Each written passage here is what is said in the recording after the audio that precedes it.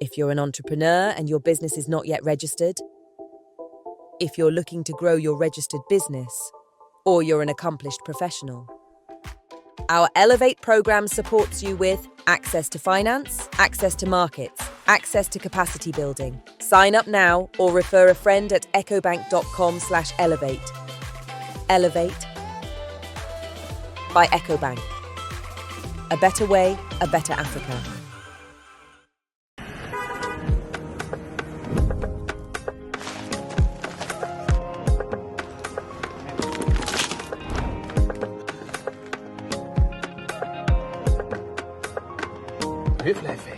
Sant yàlla.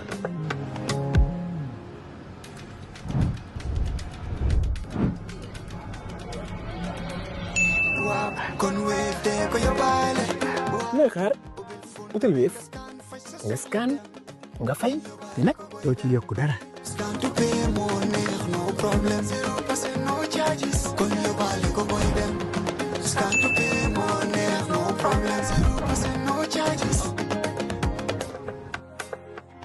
Jar Oil. The company have filling stations across the country, and our rates are relatively cheaper than anyone else across the country.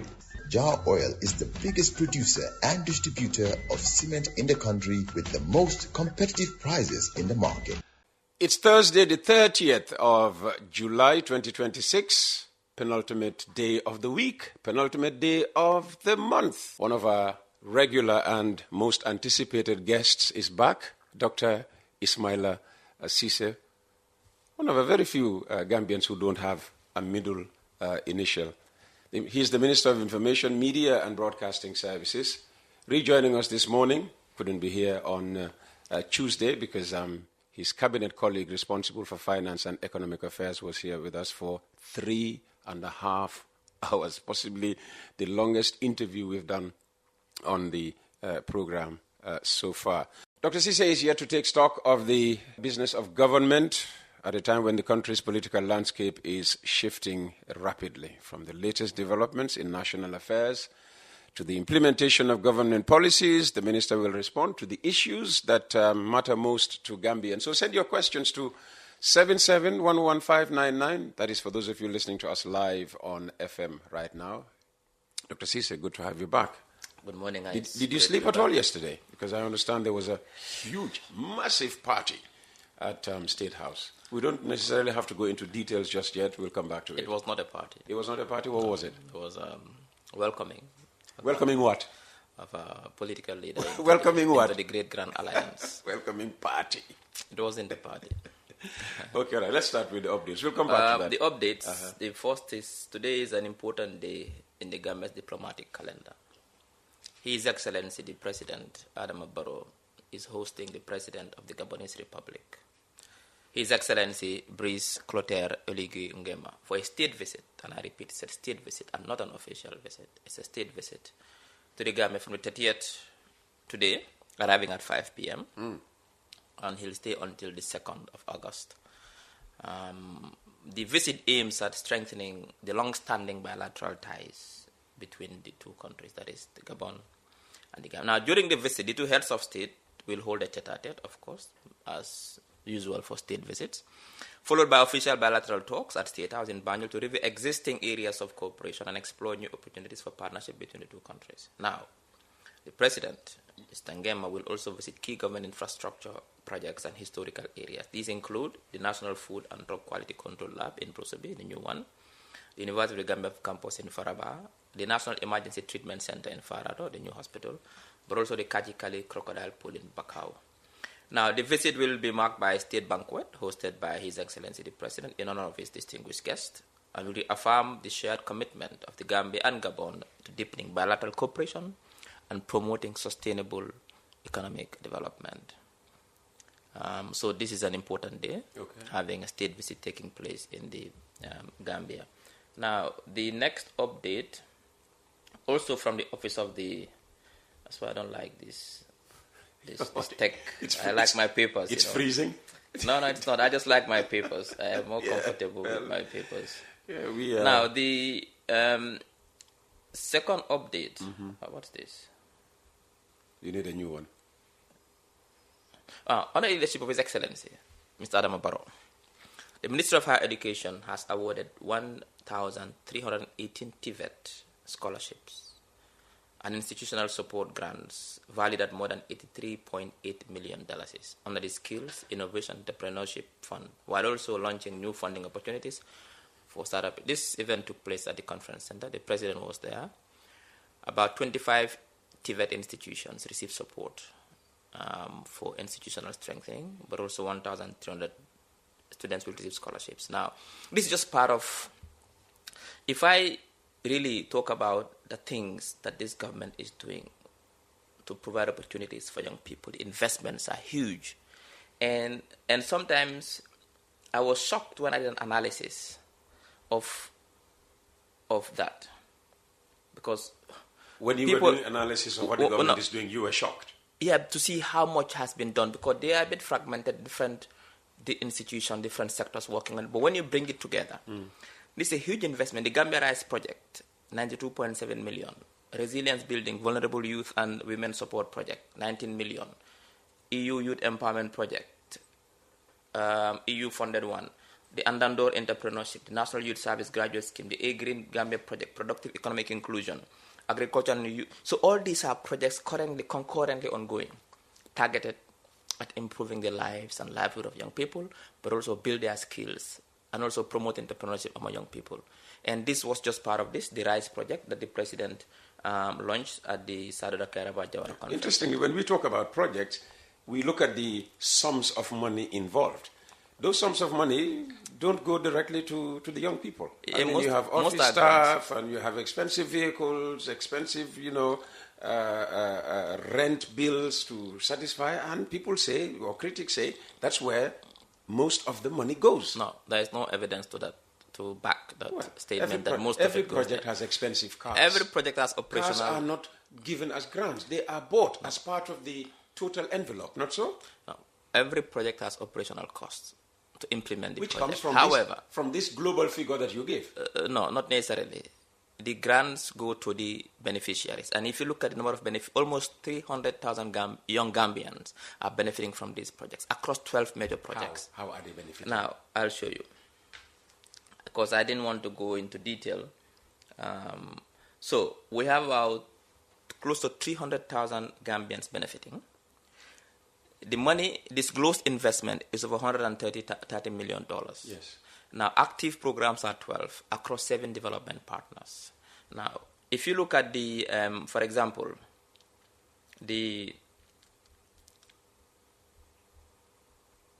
From this money, you would pay the lecturers, not so? Which lecturers? No, it depends on the operational cost. No, when they make the budget, because you don't just wake up and give the money. There's a proposal designed for a particular project to target particular youth to achieve a particular purpose. And a project proposal is prepared, designed and developed. A budget comes with it. Yes. In this budget, obviously, there will be operational costs for the implement. Somebody has to implement the project. That should be office, staff has to be paid, that should be vehicle. But it doesn't defeat the purpose in the sense that the money put aside, earmarked, to benefit the young people goes to the young people. So it doesn't really have an effect on what comes. If, for example, there was no budget, for example, and they Maybe say you didn't hear me. Yeah.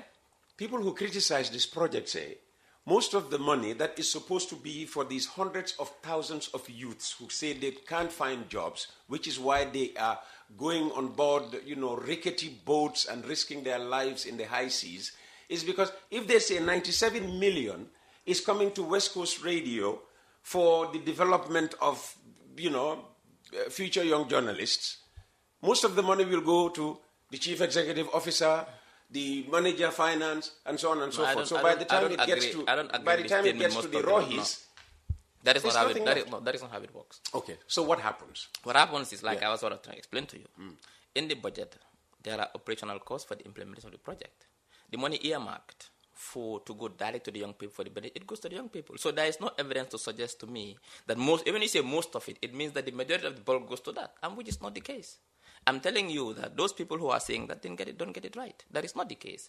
The case is that in the budget, project cars have their different budgets. Different from the envelope that the UN gives or the World Bank or equipment, the ADB. any equipment. And remember, when the donors give this money, they don't just give and go and sit. They are part of they take part in the implementation. You're dodging a very simple question. You're not asking. You're making a statement. You are making a statement. And it's a question. Where do the project vehicles that are part of projects, visible part of projects, come from? From project money. But it's budgeted. Isn't that what we're saying? No, you're not saying that. What you so are saying, the 97, you said the majority. That's why I disagree with you. If you say that some of it what is about spent, what about office staff salaries and allowance expenditure and all of that? Where does it come from? It depends on the project. So every project is different. Every project is some ministries have what they call the project coordination units. Some ministry, okay. That's what I'm saying. You see, like my ministry don't have, we don't implement projects. Yes. Some ministries have project coordination units. Yes. Now, when it comes to somebody has to implement the project, it has to be implemented up country. Some of these projects are in rural areas, and they have to be paid. Exactly. And the payment will and their salary will come from this envelope. But that does not in any way diminish the importance of the project. Nobody's saying that. But that's what you are saying. But that's what you are saying. The point here is most of the money goes to, I disagree with that. The word most is what I disagree with. If we say some of it is budgeted for the operational process. We don't expect you to agree. We don't expect you to agree unless it is all positive to government. No. The most is what is no evidence to back it. That's the perception. Say the most. That's the greater perception out there. It's a wrong perception. Okay. It's the perception is not correct. It's incorrect. Now, let's move on to the next update. The President, His Excellency, presided over the maiden tripartite conference last week, which brought together the executive, one arm of government, the legislature, another arm, and the judiciary to reinforce democratic governance and institutional collaboration. In his address, the President reaffirmed that democracy thrives when the three arms of government operate independently while working in harmony. This is a critical milestone in our democratic journey. It shows our democracy is being consolidated. It shows our democracy is mature. And anybody and everybody, even those who are critics of the government, will attest that today the separation of powers are functioning in this country. Previously, under the previous government, they were fused. But now they are separate and they work independently. The purpose of that How is were they fused in the previous government? In the previous government, President Jammeh will just send somebody to Mile 2. Without even following due process, and you'll go to Mile 2. It happened in your administration. Who went to Mile 2 without following due process? The Bojangs. They got out of Mile 2, and you sent them back into Mile 2. No. Ismaila, that did not happen? No. That did not happen? No. They were rearrested and then released. They were sent back to Mile 2 without following. That is why when the arrests were made and it realized that the due process wasn't fully released. So then it never happened on the Barrow that somebody was sent to Mile 2, spent the night in Mile 2 without following due process. This guy they were taken back. I think they were arrested and released. But the most important thing here is that the separation of powers is a hallmark of our democracy today. It's important because it provides checks and balances so that no one arm of government encroaches or kind of abuses the rights of its citizens. Today, that is why when civil servants are relieved of their duties in a manner which they think is not in line with the law, they go and seek redress in the competent courts. And you've seen that in some cases, and in most cases, they get a favorable judgment. This shows that our system is working, our democracy is working. Now, to that effect, this conference was to reinforce that particular democratic dispensation that the Gambia is enjoying today. So it was a good one. Now, well, you're not complimenting me for taking part. Actually, I chaired the first panel. You people accuse me of not, taking part in government activities. The first that's panel. why I was shocked when I saw your name on the. You were shocked. Yeah, I was like, Peter, really coming here to sit the whole day to chair a panel? I was wondering. The panel that. What was the motivation? The panel that set the ball rolling. No. I was respectfully invited and I was given ample notice. Okay. I was informed of this way ahead of time. So, I could plan for it. I could excuse myself. I came here, did my work. And, I was there before the president finished his speech. I didn't see you. Some of your colleagues saw me. Hamad Ba saw me. I didn't see you. Demba Sabali saw me. And a few others. Anyway. Well, Just to prove a point. good. That I have principles which I don't bend. Sometimes you have to be flexible. No, like you plan an event for months and you wait until 48 hours before the event. You either send me a letter or you send me a call. Oh, no, we want you to help us with the moderation. No, I have plans already. Just as you were planning, I was also planning my own things. So, I mean, when they collide, I stick to my plan. I understand, of course, but sometimes flexibility also doesn't really hurt. But credit to the National Assembly. My invitation came through the National Assembly. They wrote to me well ahead of time. The day was convenient. It was on a Wednesday. Usually, Aji Jogo presents on Wednesday, unless maybe I have critical interviews to do. So, and how was the panel you chaired? Was it ask the Attorney General? He was ask the Attorney General. Good. He was part of the panelists. He was, yes. Now, the Ministry of Agriculture, Livestock and Food Security concluded a 10-day training program for enumerators ahead of what they call the 2026 National Agriculture Census. Minister Honorable Dr. Demba Sabali also handed over 2 vehicles to support the successful implementation of the nationwide exercise toward collecting vital agriculture data across the country. Now, why is this important? Exactly. It will provide evidence, empirical evidence, that can support agricultural planning to promote food security, support farmers, and drive our agricultural transformation. So when you have the data, how will you turn it into benefit, more benefit?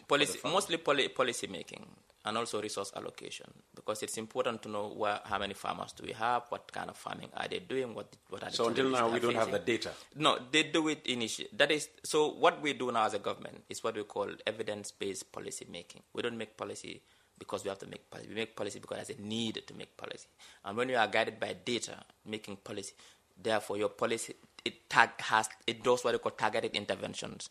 You know exactly that in the agricultural sector, farmers are increasing, because it helps you long-term planning as well. Because data will tell you that last year, farmers, it also gives you indications. We have only 10,000 farmers doing 80% are doing peanuts. You've seen a trend is changing. Now we have 20,000 farmers. Most are doing coos. It helps you to know exactly what resources they need, what equipment they need. So data is really, and our government prides ourselves with that now we focus more on evidence-based policy making. That is why this census is important, to provide critical data to the ministry to be able to plan policy, but also to be able to know exactly what interventions are necessary and how much and where the resources are needed.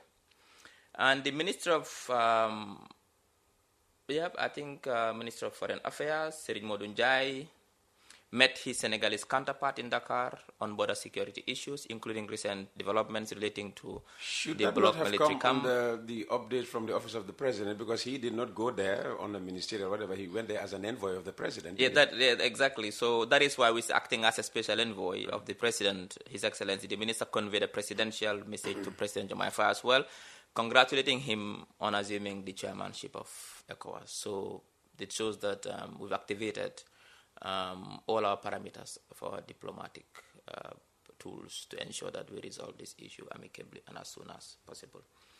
The Ministry of Justice secured a favorable ruling before the ICSID annulment committee, ruling resulting in the annulment of $33.2 million United States dollars arbitration award against the country. Just to give context, there was this fish harvesting farm in Combo East, and Jami expropriated this farm. And when the new government came into power, the investors thought that due process wasn't followed in this expropriation, or what they call nationalization.